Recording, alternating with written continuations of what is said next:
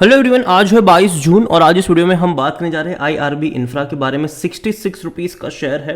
कल 1% की तेज़ी यहाँ पर ज़रूर थी। पिछले एक महीने का अगर आप ग्राफ देखो तो डिक्लाइन है।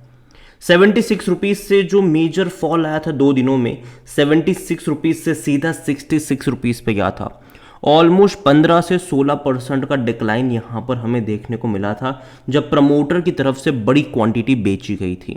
एक बड़ी क्वांटिटी बिकवान जब बेचने के लिए आई तो जाहिर सी बात है गिरावट देखने को मिली। और अभी कहीं ना कहीं अगर आप देखोगे तो पिछले 10 दिनों से ये 66 रुपीज़ के प्राइस पे रुकने की, सपोर्ट बनाने की, अटकने की कोशिश ज़रूर कर रहा है। बात करेंगे वीडियो में इसके बारे में कि मेजर सपोर्ट लेवल कहाँ पर है और अभी हाल फिलहाल में एनालिस्ट का क्या यहाँ पर क्या रवैया देखने को मिल रहा है। काफ़ी सारे एनालिस्ट की पॉजिटिव कमेंट्री भी है, बात करेंगे उसके बारे में भी। लेकिन उससे पहले अगर आपने अभी तक चैनल को सब्सक्राइब नहीं किया है तो प्लीज़ अभी इसे सब्सक्राइब कर लीजिए, क्योंकि आगे भी बहुत सारे वीडियोस हैं जो आपको काफ़ी ज़्यादा हेल्प करेंगे।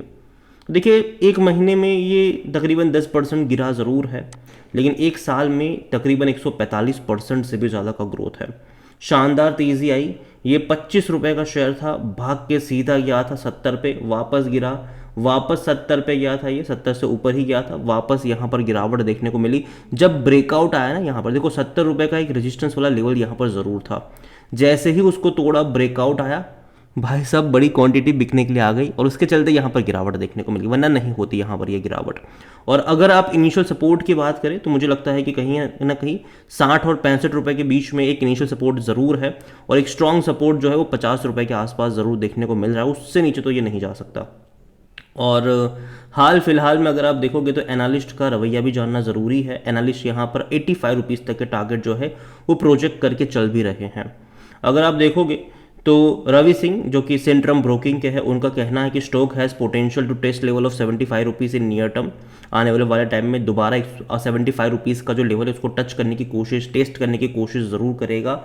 और यहाँ पर ये भी है कि 66 रुपीज़ के आसपास अगर ये जाता है तो और पोजीशन खरीदी जा सकती है। मतलब बाय करने के बोला है, अगर 66 रुपीज़ से नीचे जाता है, उस लेवल के आसपास ये जाता हुआ नज़र आता है।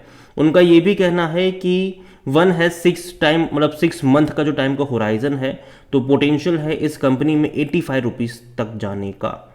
The stock does react to news flows but one should maintain the position as structure looks good. उनका कहना है देखो यार, न्यूज़ के ऊपर बहुत सारा यहाँ पर डिपेंड होता है, क्योंकि जब भी कोई खबर आती है कि भाई साहब ये प्रोजेक्ट मिल गया, तेज़ी आती है। इसके अलावा इवन गवर्नमेंट से भी कोई अपडेट आती है कि आने वाले टाइम में, मान लीजिए कि गवर्नमेंट से अपडेट आती है कि भैया हम इतना जो हाईवेज नेटवर्क है उसको बढ़ाने की कोशिश करेंगे, उसके लिए हम इतना सारा पैसा अलॉट कर रहे हैं, तो कहीं ना कहीं इन खबरों से भी ये भाग जाता है। क्योंकि जाहिर सी बात है, हाईवे कंस्ट्रक्शन का काम करके टोल वगैरह कलेक्ट करने का भी ये काम कंपनी करती है। तो जितना ज़्यादा स्पेंडिंग गवर्नमेंट करेगी हाईवेज वगैरह बिल्ड करने के लिए, उतना ही ज़्यादा इस कंपनी पे रिएक्शन आपको देखने को डेफिनेटली यहाँ पर मिलेगा। और अभी अगर हाल फिलहाल में अगर आप गिरावट की बात करेंगे तो जो स्पेनिश कंपनी है फेरोवेल, उन्होंने कुछ स्टेक्स बेचा था इस कंपनी में, तकरीबन 1920 करोड़ रुपए का स्टेक यहाँ पर बेचा था। Ferrovial sold this stake through its subsidiaries, जो इनकी सिंट्रा नाम की सब्सिडीज है उनके थ्रू बेचा था।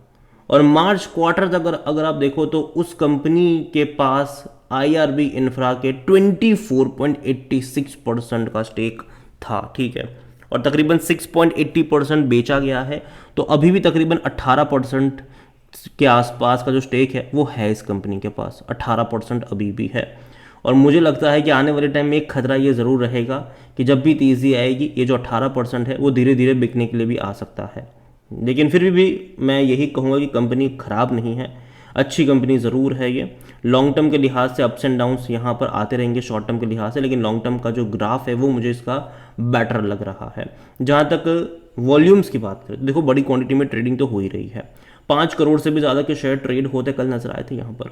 ऑल टाइम हाई 78 रुपीज़ का है, लेकिन एक्चुअली में 78 नहीं भैया, उससे भी ऊपर गया था। एक्चुअली में जब इसने बोनस दे दिया था तब ये जो स्प्लिट हुआ था तब ये एडजस्ट हुआ था, एक शेयर का 10 शेयर बन गया था। तो अभी अगर आप इसका प्राइस जो 66 रुपीज़ देख रहे हो, अब ये मान के चलो कि 660 रुपये के आसपास है ये, क्योंकि एक शेयर के 10 शेयर बन गए थे यहाँ पर। और कभी भी ये 4.5 रुपये का लेवल पे नहीं गया, क्योंकि जाहिर सी बात है प्राइस एडजस्ट हुआ है उस हिसाब से भी। मार्केट कैप इसका 40,000 करोड़ के आसपास का देखने को मिल रहा है। कंपनी को लेकर अगर हम देखेंगे तो कंपनी में according to Moneycontrol user 75% लोग कह रहे खरीदारी करो, 25% लोग कह रहे बेचो और भाग जाओ। और जहाँ तक बात करी जाए इनके डिविडेंड्स की, तो डिविडेंड ये पे कर रहा है, 10 पैसा पर शेयर का पे कर रहा है, और 2 बार पे करा इसने। अगर आप देखोगे तो पहले इस साल फरवरी में भी 10 पैसा पर शेयर का किया, अभी मई में भी 10 पैसा पर शेयर का पे करा। 2023 में भी उसने 2 बार डिविडेंड पे करा था, लेकिन कुल मिलाकर 18 पैसे के आसपास का था। उससे पहले ये 1-1.5 रुपये का कर रहा था डिविडेंड पे आउट। लेकिन अभी कम क्यों है? क्योंकि जाहिर सी बात है जब एक शेयर के 10 शेयर बने हैं तो उस हिसाब से डिविडेंड में भी आपको श्रिंक देखने को मिलेगा।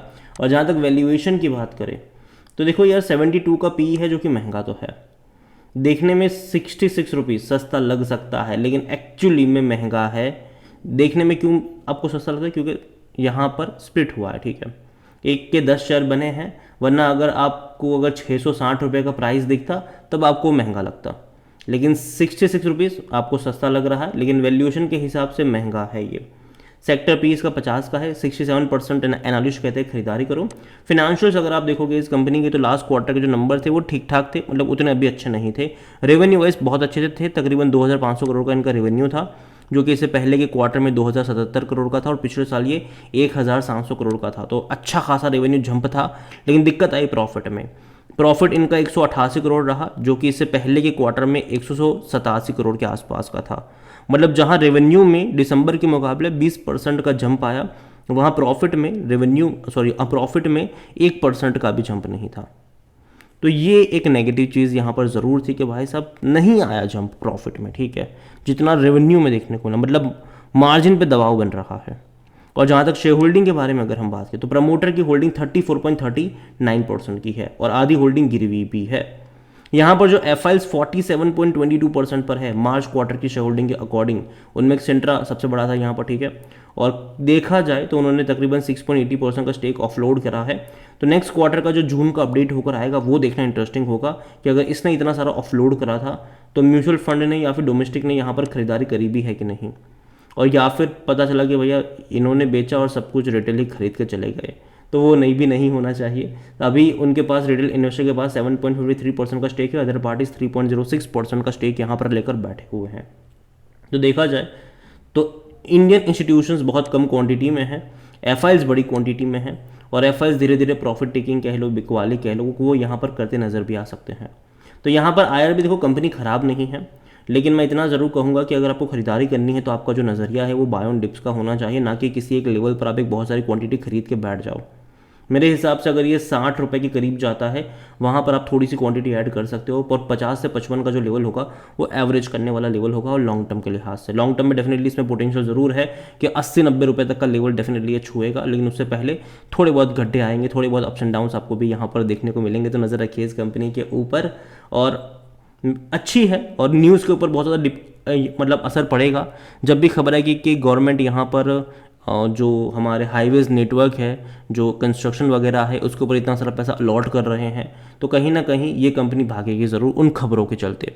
तो ये चीज़ ज़रूर यहाँ पर आपको देखने को मिलेगी। तो अगेन ये मेरा पर्सनल ओपिनियन है, कोई भी इन्वेस्टमेंट एडवाइस नहीं है। ये वीडियो को यहीं पे एंड करता हूँ। पसंद आया हो तो लाइक करें, शेयर करें, चैनल पर अगर पहली बार है तो प्लीज़ सब्सक्राइब करें, और आईआरबी इंफ्रा के बारे में आप क्या सोचते हैं वो भी आप मुझे कमेंट में लिख के बता सकते हैं। Thank you.